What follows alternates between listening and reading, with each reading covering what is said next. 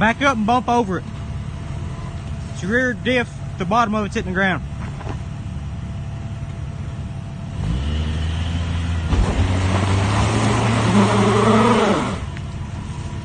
Back up and come up this side just a little bit more. There you go. Back down to the contour more. Put it in drive and send it like that on the mat. Leave it there.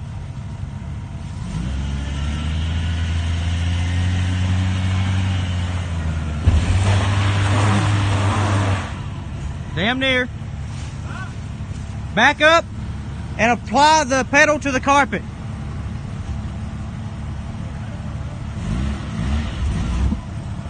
There you go. Come over to this side, McNose. No, I come up this side because it was the harder side. Yeah, well, you don't care about your Jeep. I don't give a fuck about my Jeep. That's why I'm telling him to come up right here. I just kept moving. I didn't know where I was. Pour low and floor it.